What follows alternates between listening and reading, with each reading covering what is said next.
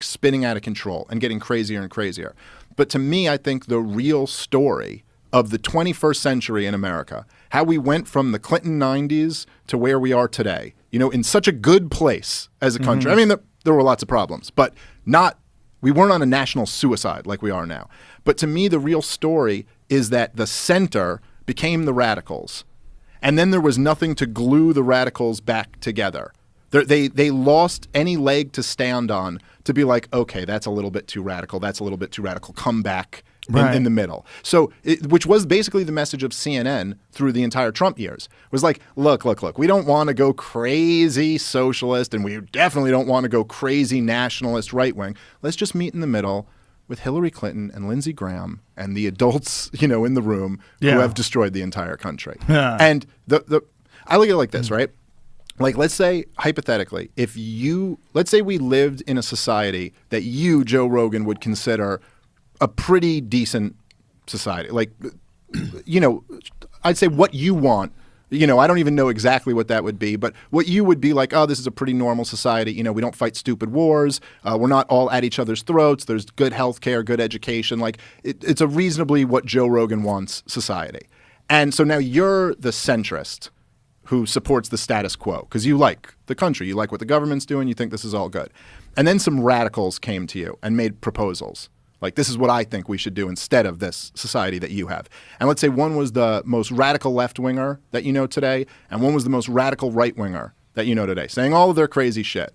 And the left-wingers like, we should have the woke police and hate speech laws and all of this. And the right-wingers like, we should be nationalist and we should build a wall and we should, whatever it is. And then there was someone else who represents the neoliberal, neoconservative establishment order. And they came to you and they said, well, here's what I think we should do.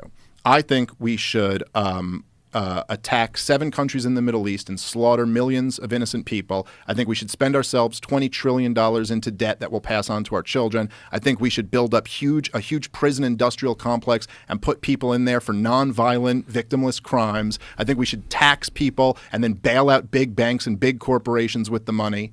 And you're just looking at these 3 people. Would it be obvious who the radical is? Would you look at the left-winger and the right-winger and say, well, that's really crazy, but this guy really has something to say? I think there's an argument that that's the most radical shit you could propose.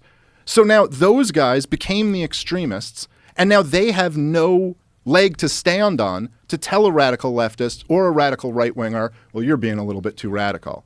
It's like, fuck you, you're too radical. Look at this whole goddamn system. You inherited America and destroyed it. So who are you? And then, truthfully, Donald Trump, I think, signified fuck the whole establishment. And then he did such a bad job with it that he handed them back one last out, where Joe Biden could go, isn't normal a little bit better than this? Let's come back to normal.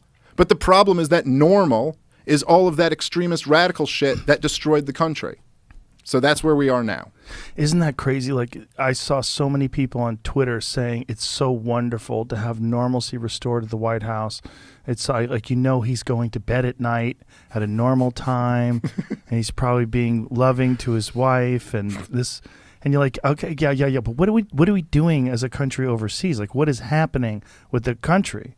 And there's always like it's crazy how there's always some new social event, some new thing that happens, whether it's George Floyd's death or the Capitol Hill attack, or there's always something where they can use that and invade more and more into people's lives and use the power of these ideologies and force them against each other. It's like there's so many people now that are on edge.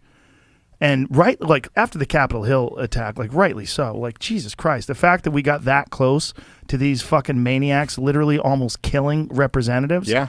I mean, a guy, like, as crazy as it gets, right? A guy with war paint on and a fucking buffalo helmet is shirtless standing on the floor of the Senate. It was a pretty wild scene. Wild fucking scene. But is that our biggest problem? Like, what is our biggest problem? What our biggest problem? First of all, how the fuck did we get there? Like, what is getting us there? Is it social media? Like, what's accentuating this divide between us? And how come we can't see the argument laid out the way you just laid it out? How come we can't see, like, hey, look at what has gone on in the world by following this path that we think is like the standard path. We think is like normalcy. We think is like back to basics. Well, it's because we're so like zoomed in. We're so like living in the 24-hour cycle, you know, of like what just happened or what just happened. I mean, like stories like the accusation that Donald Trump was colluding with a hostile foreign power is like, what? That's years ago. You know what I mean? Like, that's not even like, we're talking about what happened on the 6th of January when they invaded, you know.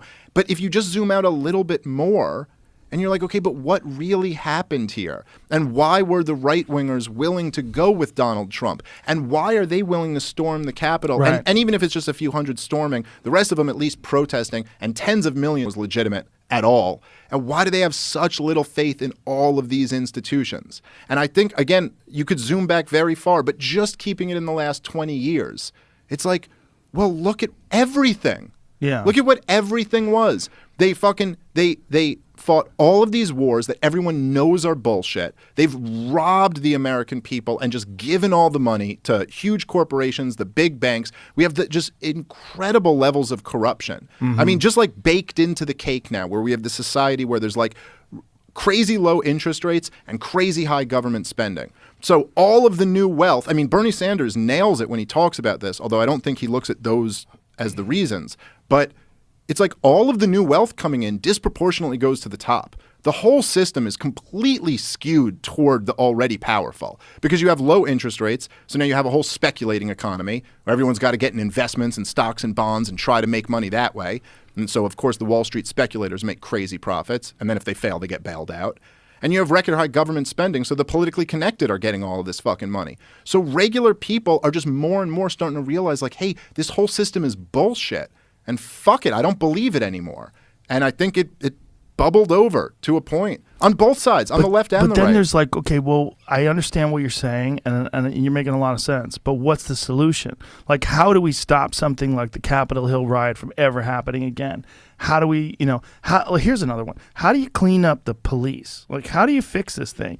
I don't think defunding the police is right. I think you probably need to train them and make it much more difficult to become a cop, make it much more respectable. But how do you do that? Okay. How do you do that at this stage of the game? Because this is crazy. The solution is libertarianism. And I know that a lot of people, it's easy to just kind of laugh that off or whatever, but this really is, I'm not saying it has to be like my exact perfect, like you have to agree with me on everything, but the clear solution to all of this is liberty. Okay. It is, all of this shit is a deviation from what America was really supposed to be, which is basically the Declaration and the Bill of Rights, which are still pretty damn good. And if we